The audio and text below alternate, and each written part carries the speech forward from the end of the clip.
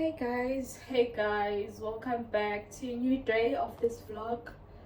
Welcome back. I don't know if it is a new vlog or what is happening, but welcome back to a new day of this vlog. We are continuing the series of not finding suppliers in China, but we are continuing with the series of finding bales. I do have the suppliers, but what I'm doing right now is I'm verifying the suppliers. The thing that I'm doing is verifying the suppliers, verifying the goods that they have. So welcome back to a new day. I'm so tired, you guys. I'm defeated. As you can see, agumnandi, but the good thing is that I am shooting this vlog on my iPhone 14 Pro Max. Actually, you guys, I don't know.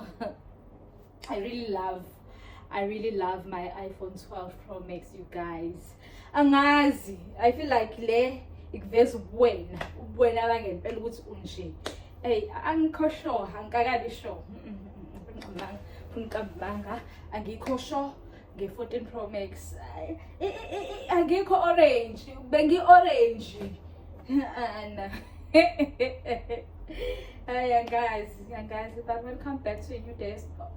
Welcome back to a new day of this vlog. You guys, this thing is tiring. This thing is exhausting. I so wish you were vacation. Angimubi. But ngiyazi ukuthi angikho nje. No le engiyona ngikanje ngoba ngiyayigowela.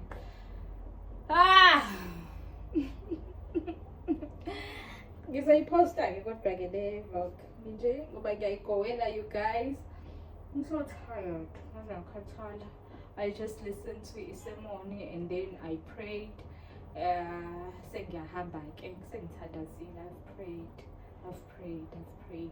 I've asked God ukuthi ke akangihlanganise nabantu aba-right, abantu abazongisiza, akangihlanganisi uNkulunkulu. Hayi ngamandla ami, but ngamandla akhe uzongisiza ke. I've seen God. I think I've seen God. So ngiyahamba ngenye yama-market ey'ngubo, and hopefully la ngiyakhona right now ngizoyithola lezi zinto engiyifunayo. If not, I have to go to another city. I have to book a train and travel to another city, but the city is not far. It's not far away from here. It's not far. It is 1 hour 30 minutes away by train. So by car it's 1 hour and 15 minutes if I'm not mistaken. So yeah, I will be going there tomorrow or on Tuesday. Today it is a Sunday. So yeah. So this is the outfit of the day. Guys, it's not that deep. Indabala market is not that deep. Mawukhululekile nje, alrighty. Relevant. So let's go. These are just the clothes. This is baby clothing. So langizobuza-ke, I'm here to ask if I want to have a container. What do I do? Do they ship to South Africa?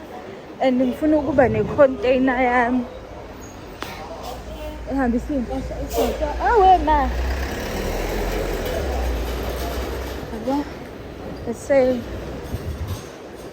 ngifuna ukuhambisa iy'mpahla eSouth, ngifuna yami i-container nani. Kungenwa kanjani kwama-container? To be honest, you guys, angazi ngiyaphi. But ngisho ngiyahamba la kulesi sikhathi ngiyafuna phone. Kodwa khona ngikubona.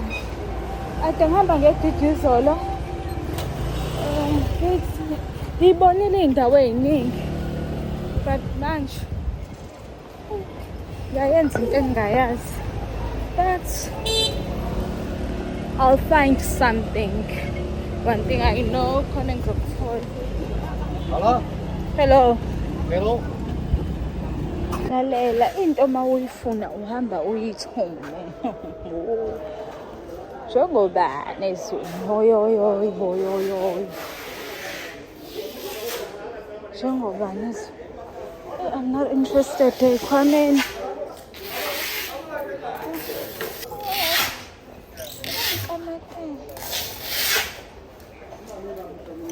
Ade nithi ngifuna-ke ama-dates amatelo ngayithenga phezu kwawo.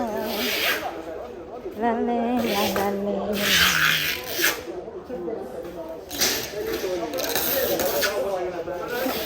Hey-ke, athi sisebenzeke la. Uqamba manje ngikhathele-ke manje. Kathi-ke.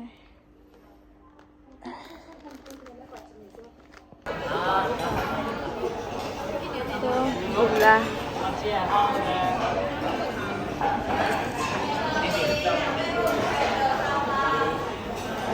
It's the end of the day, you guys. End of the day. And ngijabuleni. Hey, you guys, yazi uma uhamba uthandazile. Ngisendaweni yokudla-ke ngisazodwa. But into engifuna ukisho ukuthi uma uhamba uthandazile, uNkulunkulu wenza indlela. Ekuseni ngeke ngahlala ngalalela izwi ngathandaza. And I felt like ngimosha isikhathi. But-ke ngokwazi-ke ukuthi awukwazi ukumosha isikhathi. Musathandaza usalalela izwi because uNkulunkulu uyena ukwazi ukuthi akunikeze i-guidance lento oyenzayo. And God guided me today. Ungiguidile wahamba nami. I got exactly. Ngithole nje lento ade ngiyifuna and bengayitsheli ukuthi ngizoyithola.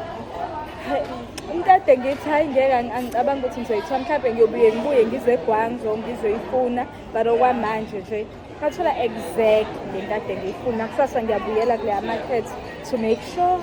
So you guys, yeah.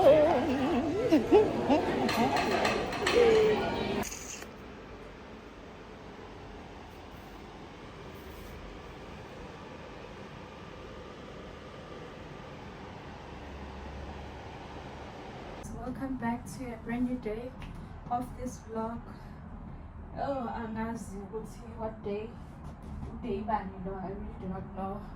But today I'm going to be wearing my hair. Because ngizohamba now. I'll be wearing this hair because I have to create videos, or I have to create a content for TikTok. And yeah, lapho-ke angisahambi all along ngibe ngifuna amasele ngenze manje ukuthi ngicreate-ke ama-video for TikTok. Ayatrenda ngama-video ama-TikTok, so baye ngibe muhle nami like mhlawumbe abantu ayibo ngiyakubona ku-TikTok yabo, kodwa-ke nami fanele ngibe ugel base ngicreate TikTok. Not that YouTube angifuna ukubugel, nakhona ngiyabugel sometimes, yazi ngiyagcilaza nakhona, but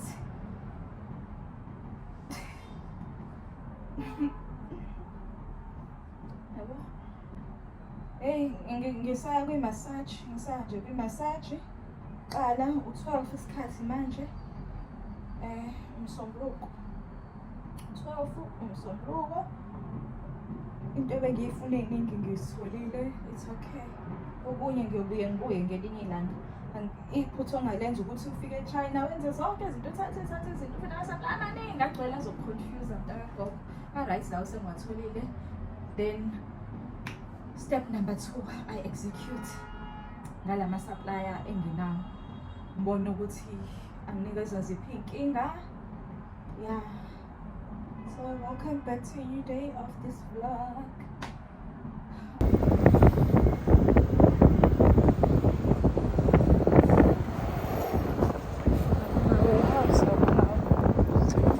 Hey guys, welcome back to a new day of this vlog.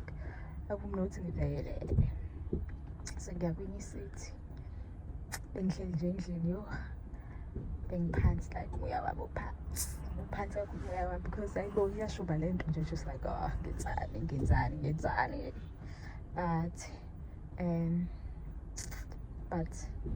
But kufanele usheshe usukume. Kufanele usukume uthi hey ngikhokhile ngikule city nje noma ngila ngikhokhile edusuku uyakhokha kule 18 guys, honestly past 2 manje ngiphume endlini ngidecide manje ngathi isikhathi nje isikhathi sele ukhala hayi khala ngendlela khala ngendlela njenge-ambulance so nje ngiyatshela so ngiya kwenye city ngiya kwenye factory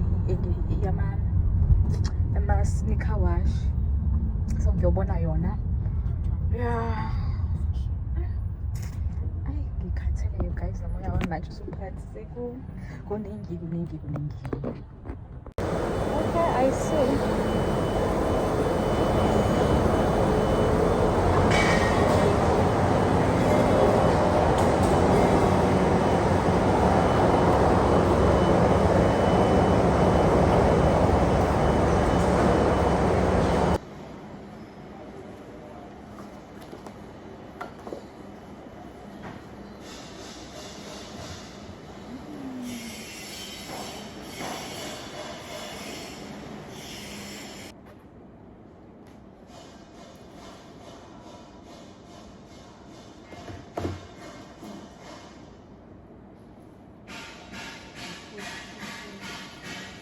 The dimension, the weight, the size.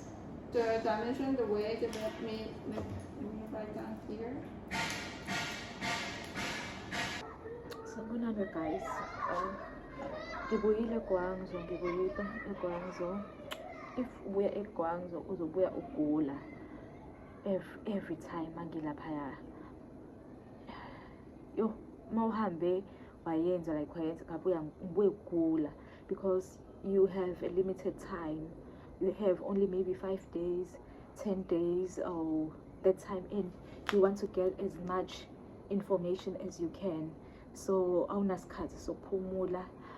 Uyabona usathi usalela uthi awe yabala imali njengoba ngihleli lana and ubhizi uningi manje osokufanele ukwenze. So I am back.